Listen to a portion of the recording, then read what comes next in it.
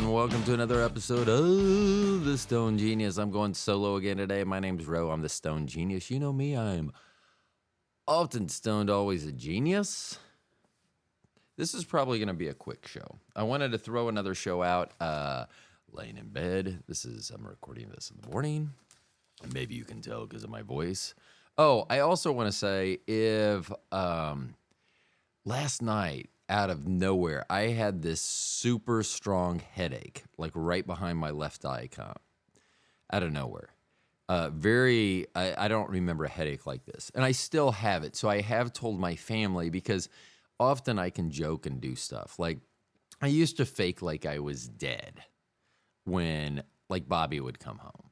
And I've been told I cannot do that any longer. And I thought it was because it would shock her when she walked through the door that her husband of so many years is dead.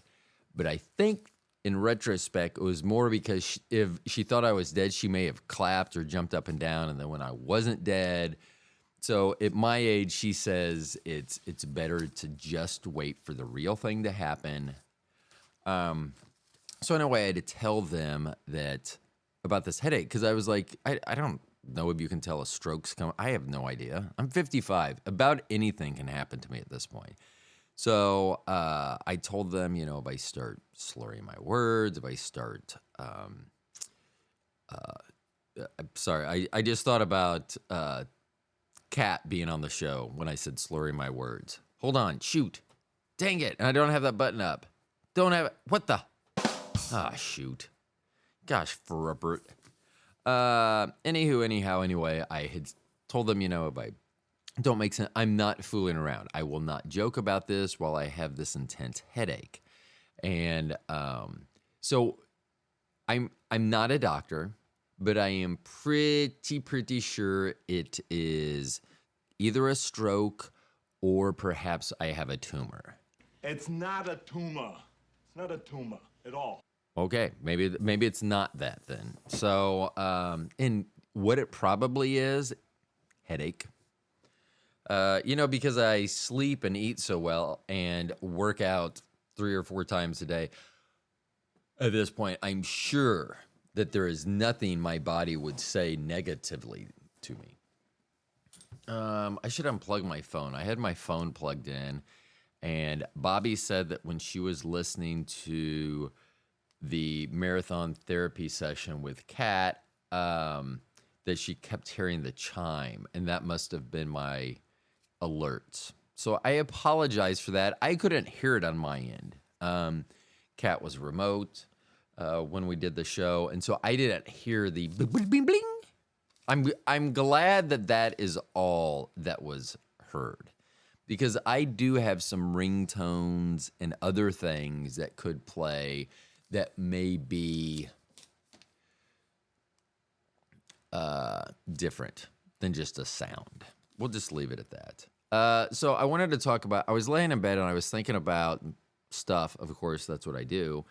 And I started thinking about my lack of patience, but my overabundance of like peace. And I know that's not going to sound exactly correct to everyone, so I need to explain. Like, I believe that I have patience. What I don't have patience with is stupid people. Not sure if you guys have ever met people, but there are a lot of stupid people out there. So if you haven't met people, I would highly advise against it, because most of the people you meet are going to be stupid. Half of them. At least half of them. That being said, when I get upset and lose my patience is like in traffic. I don't mind traffic. I mind people that have no fucking business being on the road because they don't know how to drive. They obviously don't know the rules of the road. I had mentioned this once, and then someone had told me that someone they knew had to take a driving test, an adult. Granted, they hadn't had their license in a few years, but they had their license before. And they needed to retake the test to get their license, the written test, and they failed the test. And I had said that before. I wonder how many people that are currently driving would not be able to pass a driving test. What's a solid light white line? What are short staccatoed light white lines? You know, some of them may vary by state, but you live in a state, so you should know those. Like how far, if permissible to do a U-turn, how far in advance does oncoming traffic have to be so that you can legally do that? You know, little things like that.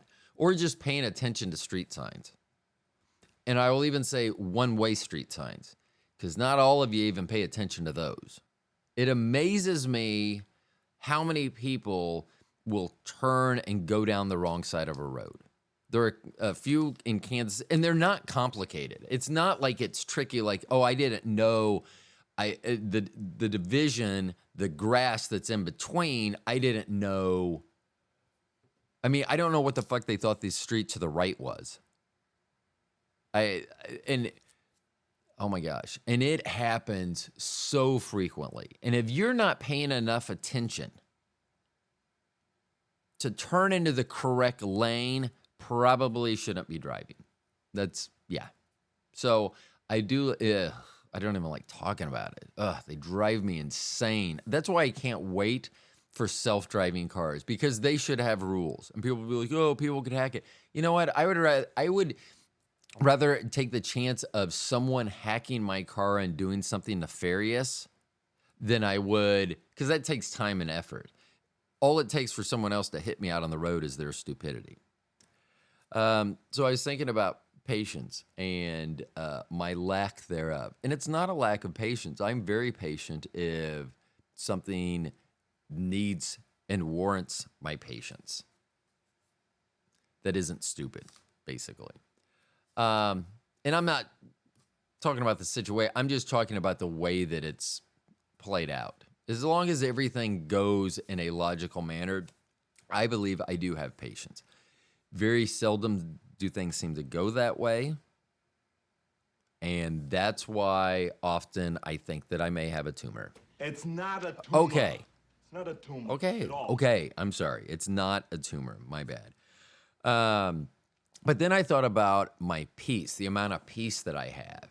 Because I was thinking if I had to choose, and I don't have to, it seems to be chosen for me. If I had to choose between patience and peace, peace is pretty cool. And what I mean by peace is I don't stress out about very many things. And I know my family will think that's weird, but in the scheme of things, I feel like when our youngest was born, they were born 6.5 weeks early. They were in the NICU, neonatal intensive care unit, for I think 3.5 weeks, something like that. I never once thought, I would just like, well, they're going to spend more time in the hospital and then they come home. You know, because I was expecting 6.5 more weeks of summer, basically. Wink, wink. I should have a sound for that. Oh, I think I do. No, that's not it. That's the wrong button for sure. I've been to Hawaii. Which island? I kinda like a poker. You like a licky dicky? I'm a kinda kinky. Yeah, I thought it was going to continue to be that season. I was expecting, you know, like when Punxsutawney, whatever the groundhog's name is, Punxsutawney Phil. Because here in America, we do this thing where we pull out a rodent and then it tells us whether or not we're going to have more winter or not, as opposed to looking at the meteorological forecast. Man, I am having trouble talking. Oh, snap. See? This is what I need to be.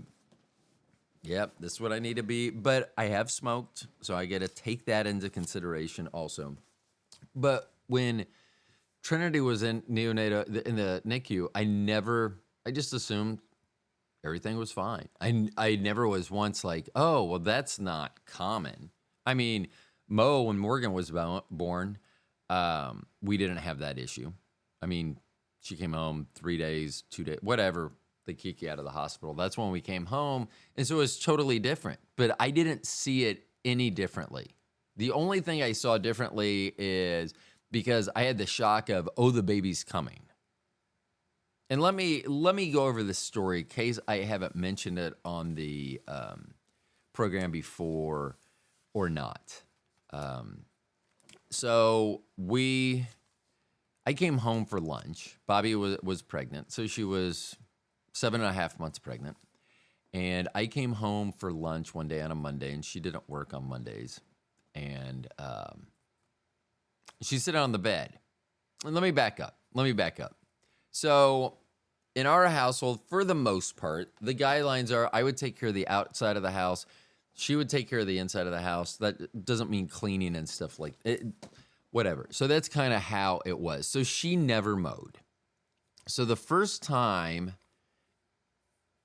I believe that Bobby had mowed, and remember, this is like 7 years into our relationship. I should know better. Trinity, yeah. 7 years into our relationship. They decided to mow. It's 7.5 months pregnant. And yard's not big. It wasn't, self-propelled and everything. It's not like going uphill both ways. So that's what she did on a Sunday. Monday, I come home at lunch, which I usually did. My office was closed, and I came up at lunch, and she's on the phone. And this is back in the days with home phones. This is 2002. So this is the day of home phones, and so she's on her home phone sitting on the bed. And while she's not tethered to the wall, she's just sitting in there with the phone base, because you need to be in close proximity. I know that for younger people listening to this, that will be confusing to them, why she wasn't walking around with the phone and stuff, but just bear with me. So I come in the bedroom, do some stuff, whatever, I leave, and then still on the phone, but I never hear her talking. So I finally go, "What are you doing?" And Bobby's, actually, it sounded more like this. I was like, "What are you doing?" And she said, I'm on hold with the doctor's office. And I said, "Why?" And she goes, "Because I'm having contractions." And I was like, "Well, how far apart are they?" She goes, "I don't know, like 2 minutes." And I was like, "What the fuck, motherfucker? We're supposed to have 6.5 more weeks of stuff without a second baby."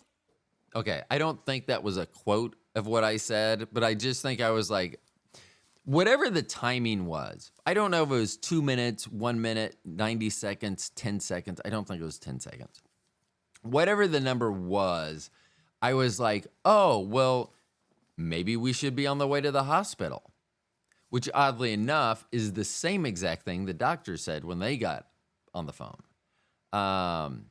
So yeah, that was a fun call back to work. So I called, and actually I think the owner of the company I worked for answered, and I was like, "Yeah, I'm not coming. I can't come back from lunch." And he's like, "Why? What's going on?" I was like, evidently we're going to go ahead and have a baby."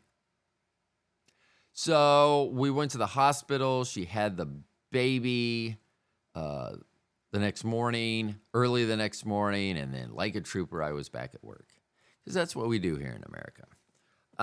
But with Trinity going into the NICU, I just never even, every 4 hours we were there having a feed, and all these tubes, and can't touch her skin. Like, we had a scrub every time we went in. And so, but never once did I have like a negative feeling. And that was the weird thing when I met Bobby. The very next morning I said, "I'm going to marry that girl." And I literally never doubted it. Maybe at the end of 2 weeks, when she wouldn't return my calls and things. But about the time I give up. So I think here's the thing too. Now, I lived with someone, a good friend of hers, and someone that she worked with. I do not know whether she got the story back or not, that I was going out on another date.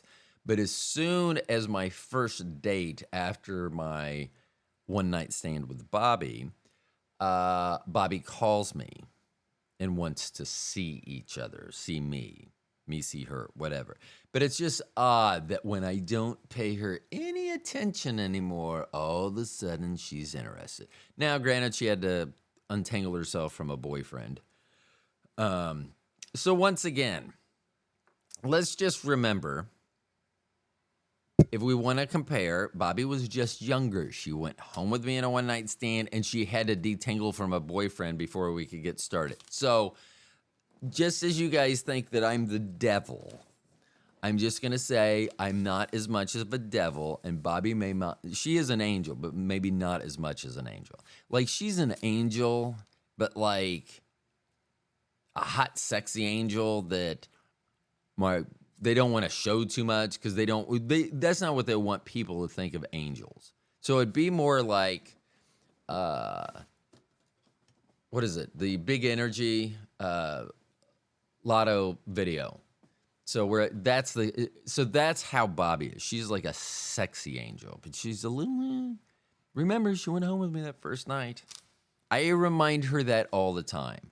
When she takes the sanctimonious high road, which she doesn't often take. I mean, neither one of us go that road. I just remind her that she went home with me night uno. I am trying to get her to do like a Instagram post, and I just want to see. I want to post it on the longest one night stand. I'll probably post on the Stone Genius too, or tag it, but I want to do it and see how many people get it because I think it's actually very funny. And it references a song that I listen to. And no, Tim, it's not that song. I have not talked about Work That Ass for Daddy in a long time. Still one of my favorite songs. Still, I mean, when I'm listening to love ballads and getting in the swanky mood with Bobby, or I just want to listen to songs about asses, Work That Ass for Daddy by Mark Rubbele, I think is how you pronounce it. That would be my choice. I mean, and if I'm just talking about getting in the mood, like Bobby and I, like it'll be like Marvin Gaye, and then followed by that. Now, I will say that Bobby doesn't like that segue of musical segue. You know, we go from Let's Get It On by Marvin Gaye or Sexual Healing to Work That Ass for Daddy. And I really think it would be better if it's Work That Ass. Ooh, hold on. Work that ass for Dada. Dada wants some ass. Yeah.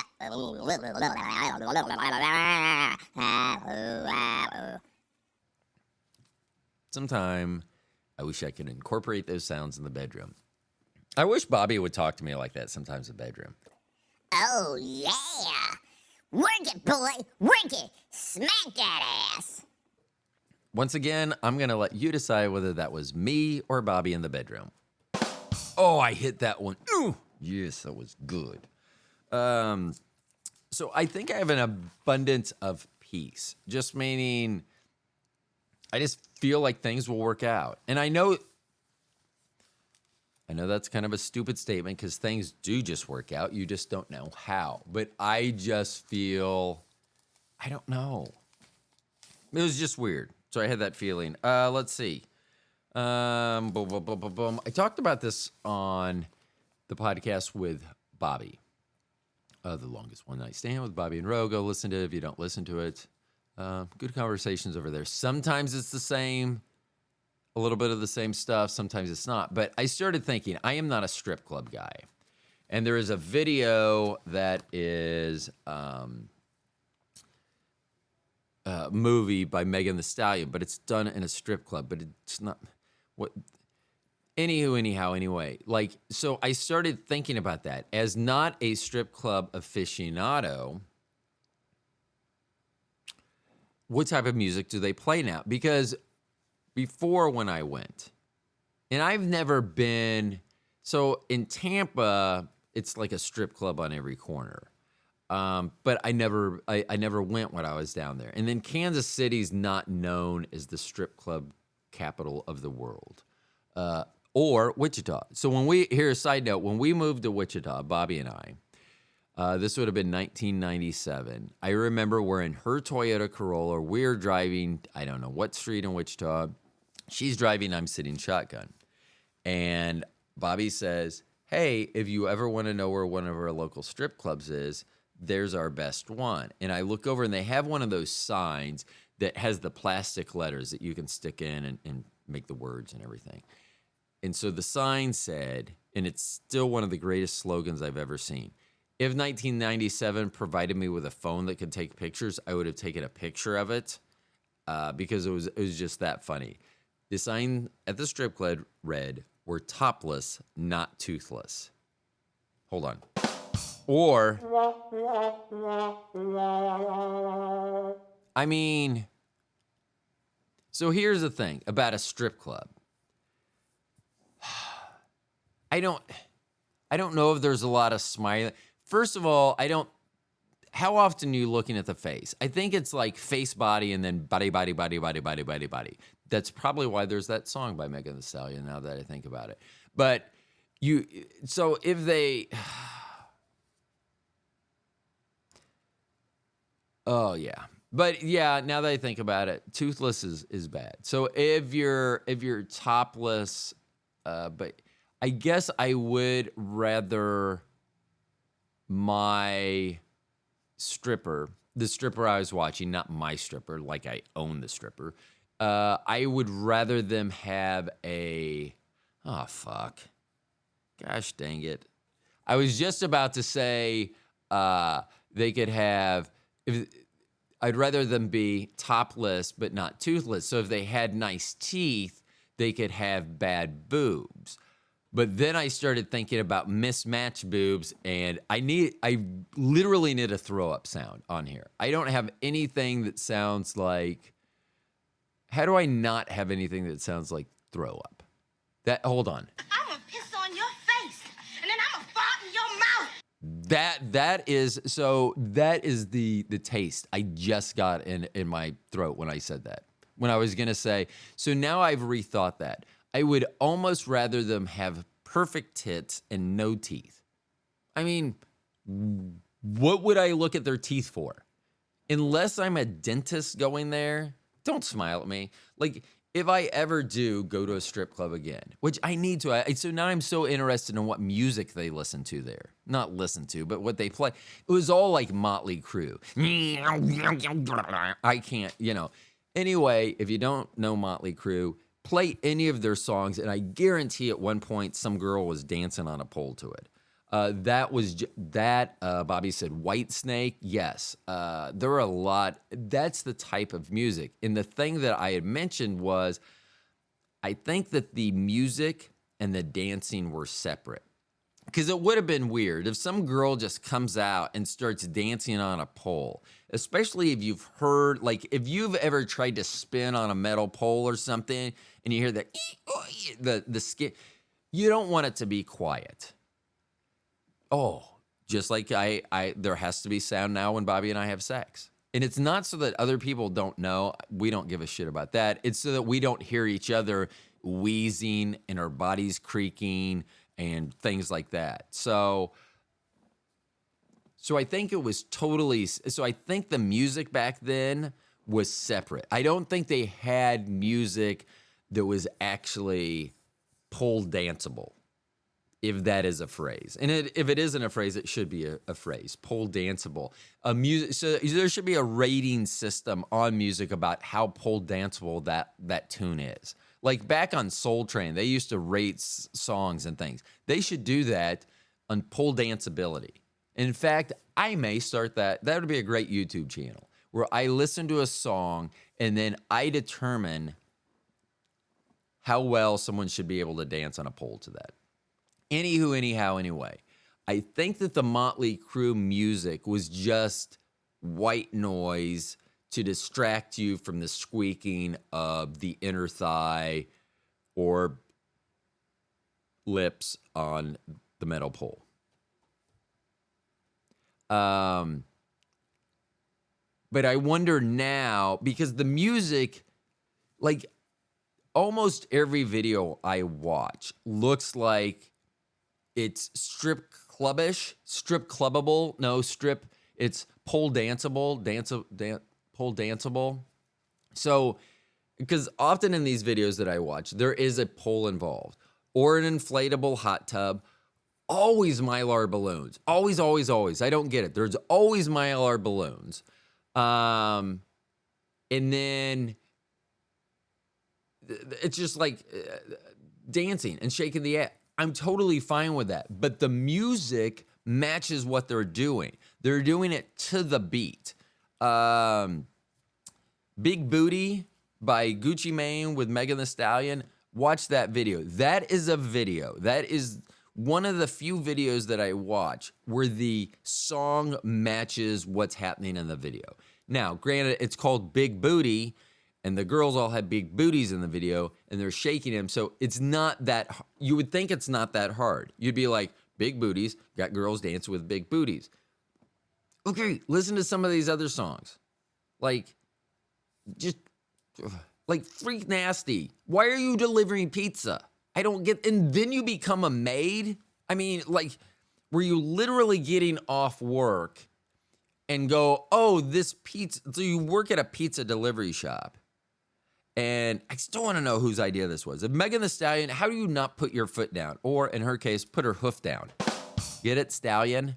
Why don't you put your foot down and say no? So she delivers a pizza to a guy who, first of all, didn't even look like he knew the pizza. I've already done this. I've already talked about this. It's so frustrating. Anyway, even the dancing in that, when she gets up on the table, when she dresses as a French maid, even the dancing in that matches the music. So I just wonder whether the girls listen or they don't want to do that. Do you want to be into the music? Are you choreographing? So is that easier or harder? I didn't think this was going to be about strip clubs. I honestly didn't. So now I need to know whether if a girl who is dancing, but the music was just background noise, so like Motley Crue, any song from the Motley Crue library. So is that easier because you're basically freestyling because you don't have to worry about beat, you don't have to worry about the words. As soon as the music stops, you just slide down the pole to the bottom, and then you walk off. You pick up all your ones and you walk off stage. And then you'll probably get some of this.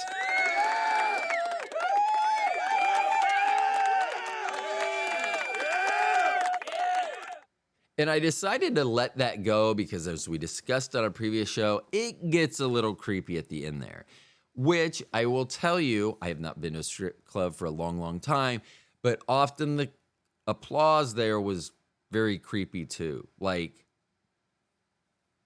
I don't think that the applause was the affirmation that she was needing. The amount of $1, $5, and perhaps even $10 or $20 bills on the ground, that would be the affirmation she's looking for, not the applause, no matter how creepy that applause may be.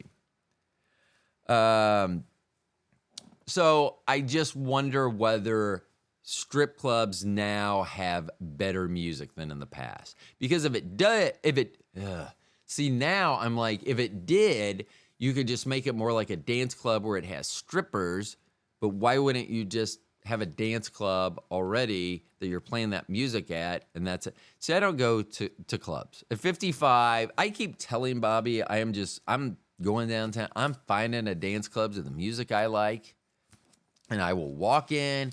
I will let everyone judge me. Hold on.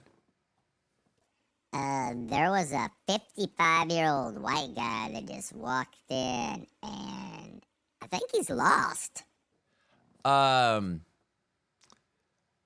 So I know that I would be judged, but because I would go in there. I want to shake my ass. Now, I will tell you, if not listened to Bobby and I, we do an episode about twerking, I don't know, at some point over the last year. And I said that I thought we were doing it wrong. And I didn't mean just because we're white. Your hand placement is huge when you twerk. And I did not know this. So when I would twerk, I would bend over. So if you were at a place listening to this, where you're able to participate in this, like Tim, he's probably listening to this as he's getting his restaurant open. And I can see Tim doing this. So Tim, I'm going to speak specifically to Tim, and everyone else, you all can just play along. Now, if you are driving, please wait until you get to a place that you can do this. What I'm gonna need you to do, Tim, is you're gonna stand up and you're gonna bend at the knees, straight back, and you're gonna bend kind of like you're getting ready to sit down. You're gonna bend and you're gonna get in a twerking position. And Tim, I know you know what a twerking position is because it's you, Tim. So now you're in a twerking position. Now, the most common thing that you would want to do is when you put your hands on your knees or just above your knees, you'll have your thumbs on the inside. So your fingers are on the outside or the lateral side of your leg, and your thumbs are on the medial or inside part of your leg.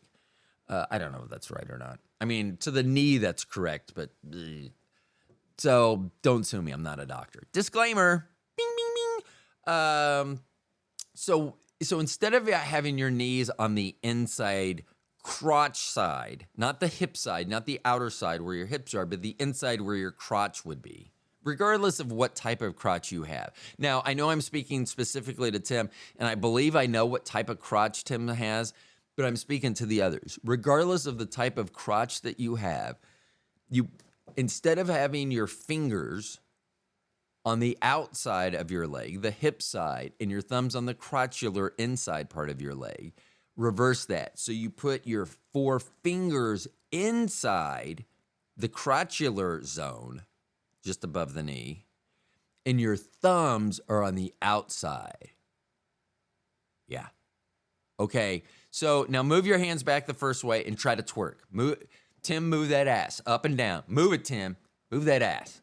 Okay. So now reverse your hands and it's almost like changing that hand position releases something in your lower back, your gluteal area, your dairy area. So so you put your thumbs on the outside and your 4 fingers on the inside crotchular side of your legs. And then, yeah, amazing. Now, here's the thing, especially for Tim. I know that you run a business. Do not do this throughout the day don't show your customers, hey, guess what I learned today? Not that they wouldn't be appreciative of that, but they may not come to you to purchase meals anymore. And I don't want that to happen. Okay, so now everyone, I need to get a picture of Tim twerking. If I could get a picture of Tim twerking, I will post it so that everyone can have that picture in their mind. But it does make me, how do I talk my wife into letting me go to a strip club now? Actually, I'll just let her go. She can go to a strip club. And we've talked about this too, about the differences between men and women's strip clubs. Like we were watching a Chippendale thing on Hulu. It was about how Chippendales came. And I'm telling you, I really want to be, I know at 55, okay, first of all, my career would be very short. I mean, it would probably be until I did the first pirouette or whatever I'm going to do, twerk. Seriously, I mean, at my age, and that would be embarrassing. I mean, some people think that it would be embarrassing for a 55-year-old guy to try to become a Chippendale dancer. I'm less embarrassed about that. I'm more embarrassed about going out there and when you twerk, and you throw it back out. And literally, I've thrown my back out before where I fell to the ground and I could not move. Quite honestly, I don't think that I would want to be around dozens, if not hundreds, of worked up women that had seen things. Because I'm pretty sure as a 55-year-old, I'm going to be the closing act. But had seen things, and then all of a sudden they see a helpless man on the floor. I don't want to be in that position. So I would have to, if I become a dancer, I'm going to have to take some time off and get my fitness, I think, is okay. I'm going to have to work on my stretching and things because I don't want some sudden acute thing to happen and then everyone be all worried about, what's going on with Rodney. Do you think he has a tumor? It's not a tumor. Not Okay. a tumor at all. Okay, I get it. It's not a tumor. So, anyway, because I would pick some great music. And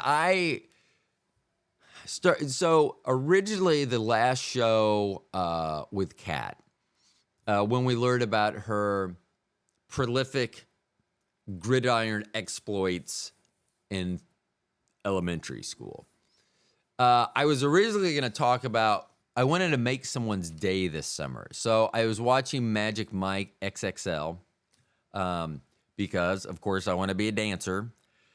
And the Joe Manganiello scene where he goes into a gas station. And I'm thinking as I'm saying this, should I say spoiler alert?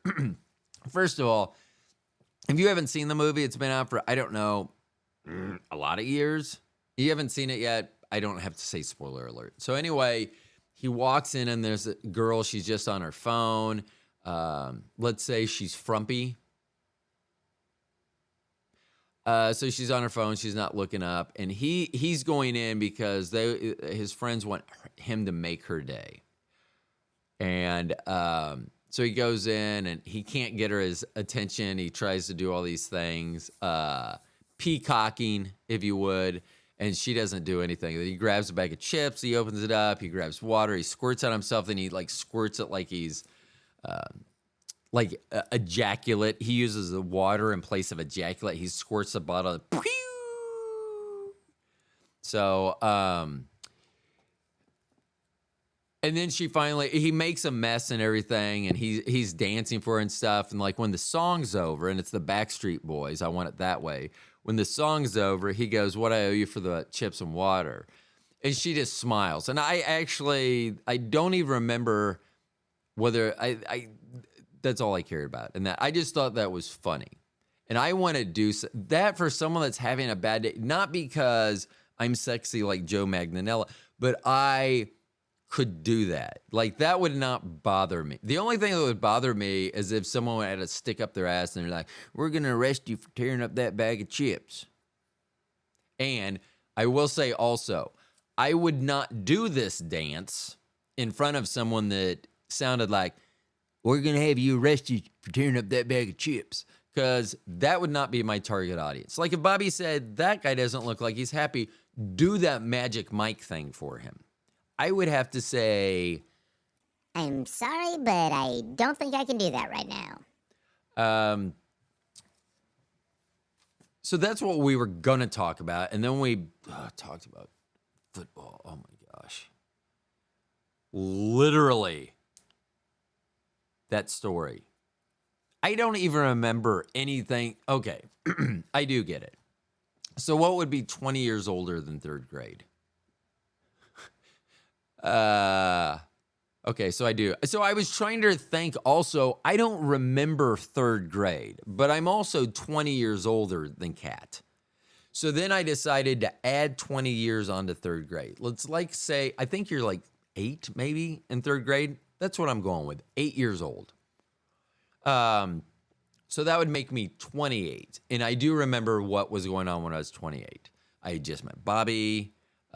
We were having a baby. So I definitely remember that. Because I was like, how do you remember third grade? It was just longer for me, longer ago. That is more difficult.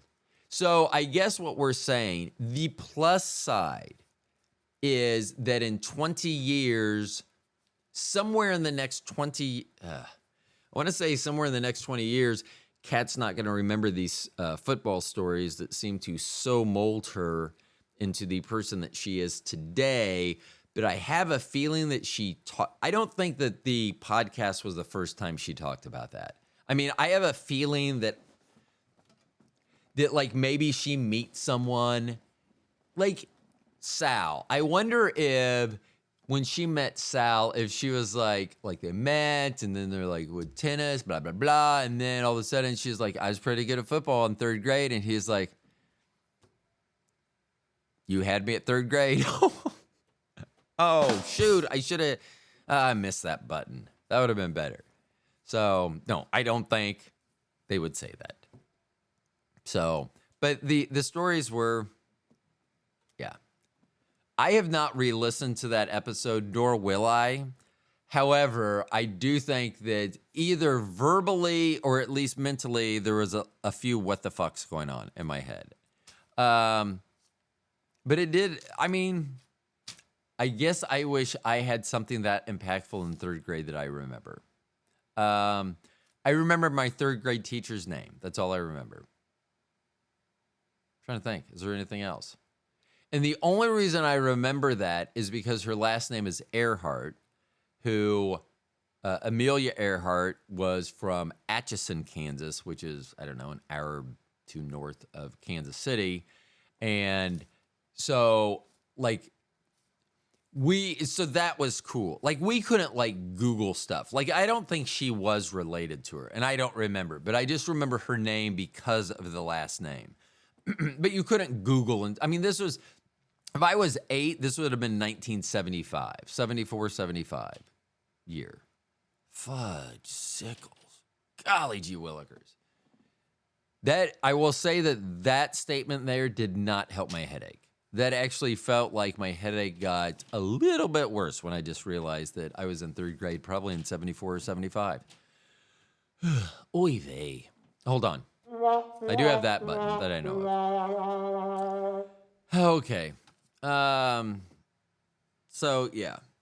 So we can hope that they forget that story.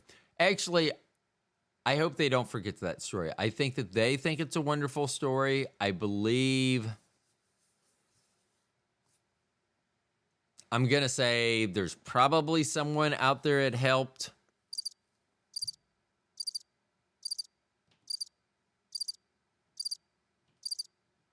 Or not. I don't know for sure. Okay, so what did we talk about on this episode? This single short episode. We talked about Patience versus Peace and me joining Chippendales or some other male dance troupe. Like, so there was a movie out. I know I was wrapping up, but I'm unwrapping things right now. There's a movie out called The Full Monty, which back in the day, they showed penises, I think, at the end of the movie. So the thing is these guys, Scotland, Ireland, somewhere in the UK, they all lost their jobs. They were trying to make money and stuff, and they decided to become male dancers. And they are just average Joes or below average Joes. However, they were not Magic Mike's dance troupe, is what I am saying. This was not, like, someone may have watched this movie and said, this was a fun movie. We should put good-looking people in it. But I would do that right now. But I wouldn't want to see the people who would come to that show. I mean, like, there's a difference between I would assume there's a difference between the audience that would see Magic Mike type troupe, you know, Chippendales, Thunder from Down Under, that type of thing. I think that crowd would be vastly different than average Joes.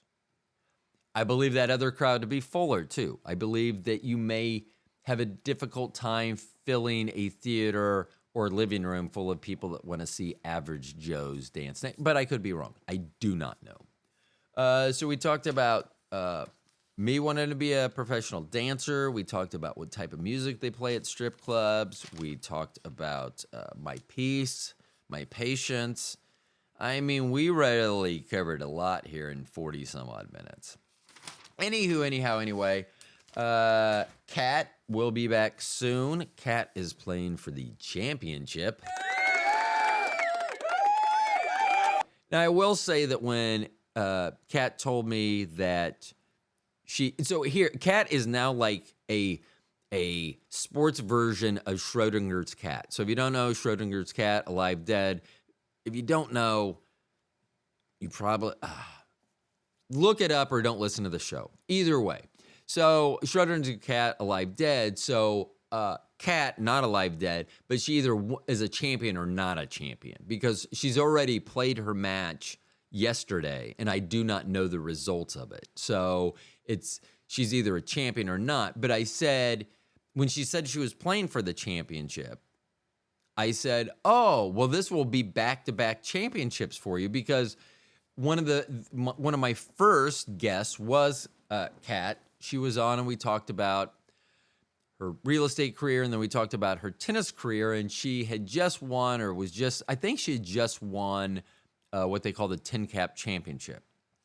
And So I was like, oh, so we talked about that the first time I had her on. So I was like, oh my God, I couldn't believe it had been a year. You're playing it again. That's awesome. I mean, once again, I did put a positive curse on her. I did say that I did put a curse on her that would prevent her from losing.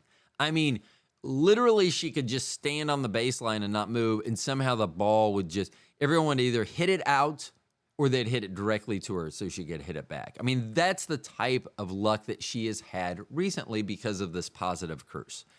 But I don't know whether she's a winner or a loser. I mean, I do know whether she's a winner or a loser, but I'm just not sure if she's a winner or a loser in last night's tennis match. So because of that, she's like a Schrodinger's cat version in sports. When you don't know the result of a game, they can be both winners and losers. So they had that. They were getting ready for that, and we know that tennis is important to them, which is fine. So I wish them, it's too late to wish them the best. I hope that they did well. Here's the thing. You had a positive curse. If you won, I take full credit. If you lost, the curse had to run out sometime. I don't know how long I put it on there for you. So, anyway, Kat will be back at some time. Maybe we'll find out whether she's a champion or a loser. And then I'm sure we'll have other topics. Oh, speaking of tennis, we will have the tennis gals on soon.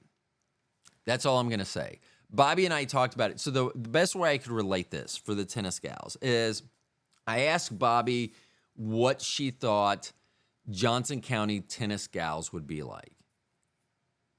And she goes, what do you mean? I go, could you relate it to a Real Housewives?